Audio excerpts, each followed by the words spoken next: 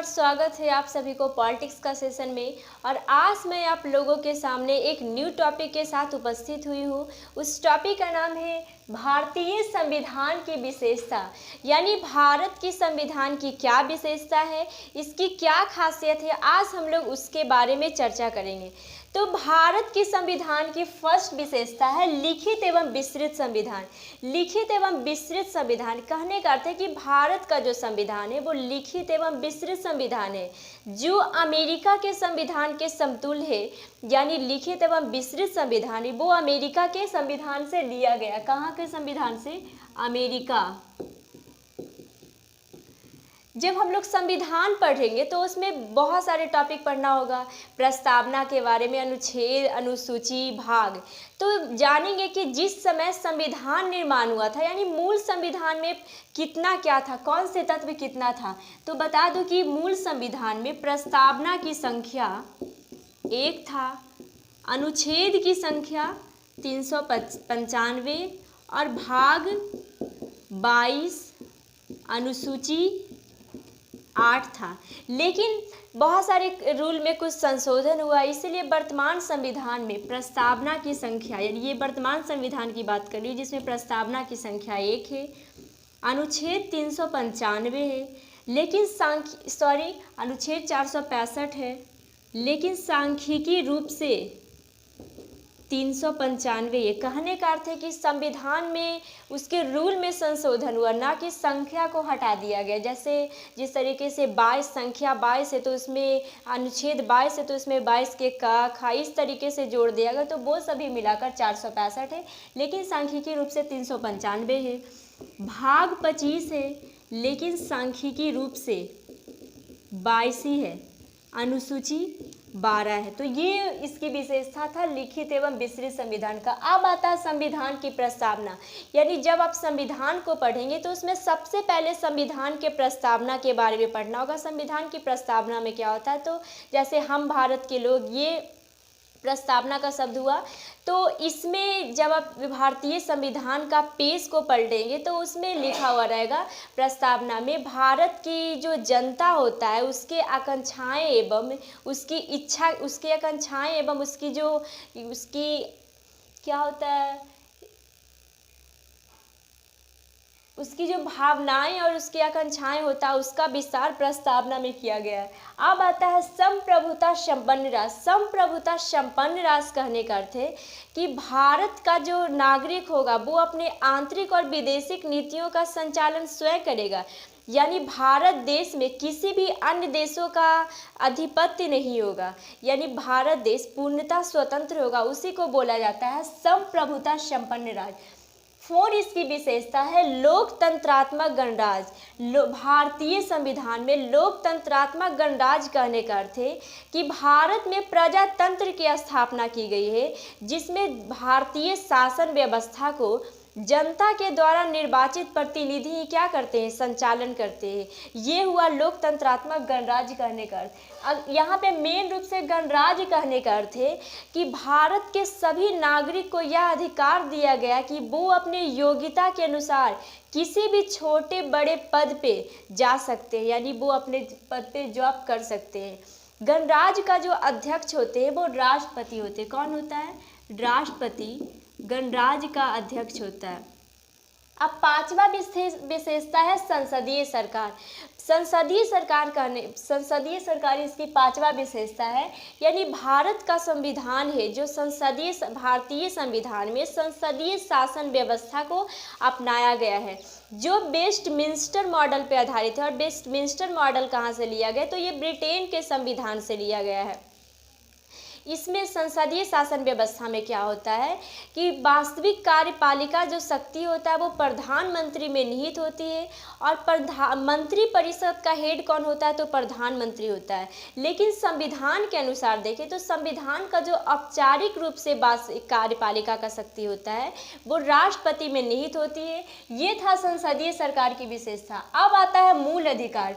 मूल अधिकार है जो अमेरिका के संविधान से लिया गया। कहाँ के संविधान से लिया गया है? अमेरिका के संविधान से लिया गया है, जो भाग 3 और अनुच्छेद 12 से 35 तक इसका क्या है, वर्णन है मूल अधिकार का। अब आता है राज्य के नीति निर्देशक तत्व। राज्य का नीति निर्देशक तत्व है जो आयरलैंड के संविधान से लिया गया। ये कहाँ के संविधान से लिया गया, आयरलैंड के संविधान से लिया गया है, जो भाग 4 और अनुच्छेद भाग 4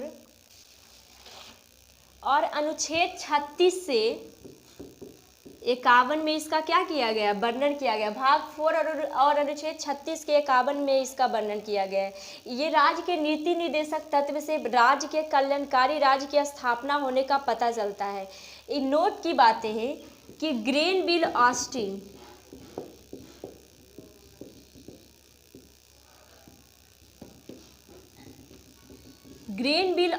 ने राज्य के नीति निर्देशक तत्व को संविधान का आत्मा कहा थे। क्या, ग्रेनविल ऑस्टिन जो है वो राज्य के नीति निर्देशक तत्व को संविधान के आत्मा बोले थे।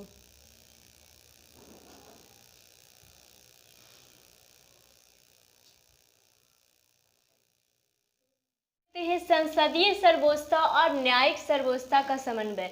कहने का अर्थ है कि भारत का जो संविधान है उसमें संसदीय सर्वोच्चता और न्यायिक सर्वोच्चता के बीच एक बहुत बड़ा समन्वय है, जिसमें यह बताया गया है कि भारत का जो संविधान है वो नहीं तो ब्रिटेन के संविधान की तरह सर्वोच्च है और न ही भारत के जो न्यायपालिका होते हैं वो अमेरिका के न्यायपालिका की तरह उसमें सर्वश्रेष्ठ शक्तियाँ प्राप्त होती है। ये बोला गया है संसदीय सर्वोच्चता और न्यायिक सर्वोच्चता में। अब आता है कठोर एवं लचीला संविधान, यानी भारतीय संविधान है जो कुछ मामलों में बहुत ही कठोर है और कुछ मामलों में लचीला भी है। कठोर कहने का अर्थ है कि कुछ ऐसा रूल है जिसे कभी उसमें संशोधन नहीं किया जा सकता है, लेकिन लचीला कहने का अर्थ है कि कुछ रूल में संशोधन किया जा सकता है। जैसे भाग 9 के अंतर्गत 73वां संविधान संशोधन में पंचायती राज की स्थापना किया गया है और भाग 9 के क में 74वां संविधान संशोधन के अंतर्गत नगर पालिका का स्थापना किया गया। तो ये हुआ कठोर एवं लचीला संविधान। अब आता है एकल नागरिकता, यानी भारत में एकल नागरिकता का प्रावधान है, सिंगल सिटीजनशिप का, यानी भारत का प्रत्येक नागरिक वो सिर्फ भारत के नागरिक है, ना कि वो किसी प्रांत का नागरिक है। इसीलिए कोई भी नहीं बोल सकता कि हम बिहारी है तो हम गोलघर में बाहरी लोगों को प्रवेश नहीं करने दे सकते। ये हुआ। लेकिन अमेरिका का जो संविधान में उसमें दोहरी नागरिकता का प्रावधान किया गया है। कहाँ का संविधान में? अमेरिका का संविधान में दोहरी नागरिकता का प्रावधान किया गया है। अब आता है वयस्क मताधिकार। भारतीय संविधान में वयस्क मताधिकार का वर्णन किया गया। कहने का अर्थ है कि प्रत्येक व्यक्ति को मत देने का अधिकार, यानी वोटिंग करने का अधिकार है। तो पहले जिस समय हमारा भारत का संविधान लागू हुआ था उस समय केवल 21 वर्ष वाले व्यक्ति ही या फिर महिलाएं वोटिंग कर सकती है। लेकिन 61वां संविधान संशोधन 1989 के द्वारा 21 वर्ष के आयु को घटाकर 18 वर्ष कर दिया गया, जिसमें 18 वर्ष के प्रत्येक व्यक्ति वोटिंग कर सकता है।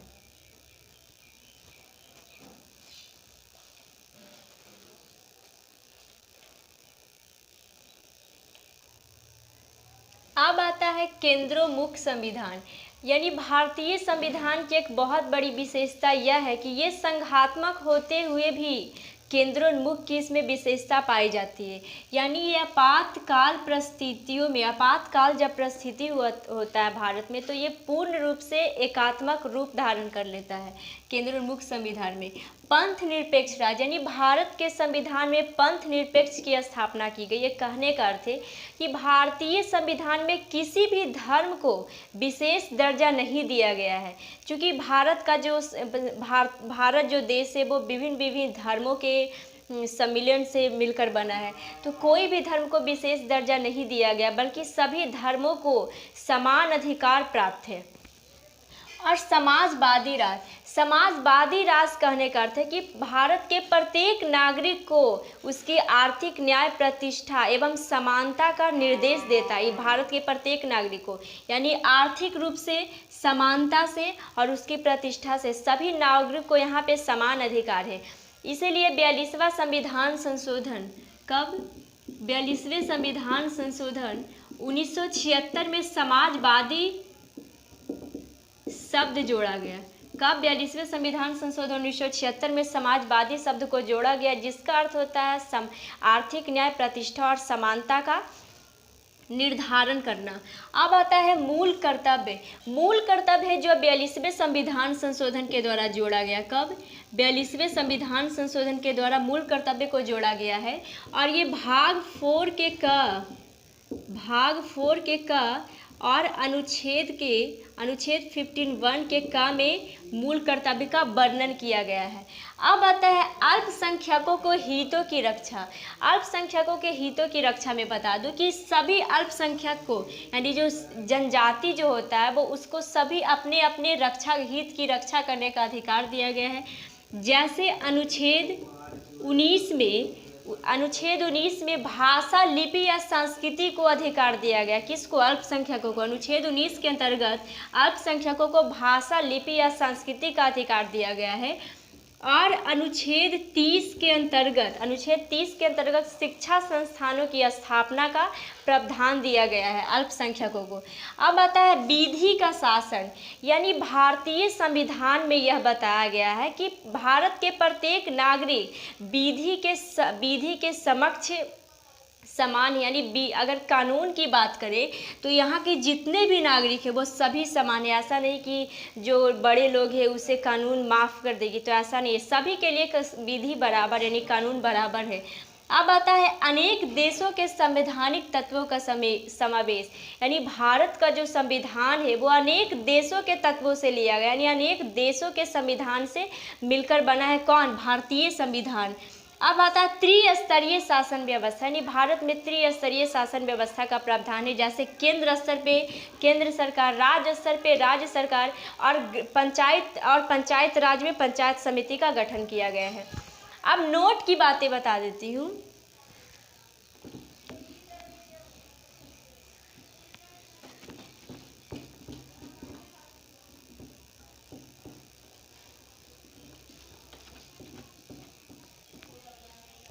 अब नोट की बातें हैं। डॉक्टर भीमराव अंबेडकर के द्वारा बोला गया था। किसके द्वारा? डॉक्टर भीमराव अंबेडकर। डॉक्टर भीमराव अंबेडकर के अनुसार बोलना था कि किसी भी देश का संविधान चाहे कितना भी अच्छा क्यों न हो, लेकिन अगर उसे क्रियान्वित करने वाला कोई बुरा व्यक्ति हो तो वो संविधान भी क्या हो जाता है? बुरा हो जाता है।